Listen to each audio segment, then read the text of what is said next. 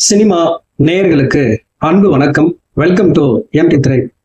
Kannada cinema அடுத்தடுத்து fan இந்திய படங்களை தயாரிச்சு அதுல வெற்றியும் கண்டு ரசிகர்களுடைய கவனத்தை ஈர்த்திருக்காங்க அப்படின்னு தான் சொல்லணும். அப்படி ரசிகர்களால கொண்டாடப்பட்ட படங்கள்ல ஒன்றுதான் கந்தாரா.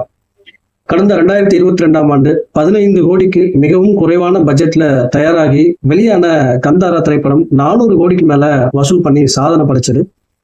இப்போ அந்த படத்தினுடைய அடுத்த பாகம் தயாராயிட்டு இருக்கு. இந்த படத்தின் மீது ரசிகர்கள் மிகப்பெரிய எதிர்பார்ப்புல இருக்காங்க. தற்போது ரிஷப் ஷெட்டி 2ஆம் பாகத்தை 100 முதல் 120 கோடி பட்ஜெட்ல எடுத்திருக்காரு அப்படின்ற மாதிரி சொல்றாங்க. படத்தின் வியாபாரம் குறித்து சூப்பரான தகவல் வெளிவந்திருக்கு. அதாவது கந்தாரா சாப்டர் 1 படத்தினுடைய போஸ்ட் தியேட்டர் ஸ்ட்ரீமிங் உரிமைகளை 2024 அமேசான் பிரைம் வீடியோ 125 கோடிக்கு ரூபாய்க்கு வாங்கியிருக்காங்க. படத்தினுடைய சேட்டலைட் உரிமையை ஜி நெட்வொர்க் வாங்கியுள்ளதா சொல்றாங்க. 80 கோடிக்கு ஒப்பந்தம் செய்யப்பட்டுள்ளதா கூறப்படுகிறது.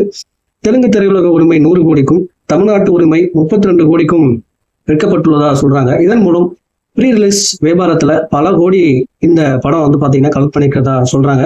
பொறுத்திருந்து பார்க்கலாம் இந்த படம் இன்னொன்னு வசூல்களை சாதனைகளை பண்ணுது அப்படிங்கிற மாதிரி அடுத்த அப்டேட்ல சந்திக்கிறேன். நன்றி, வணக்கம்.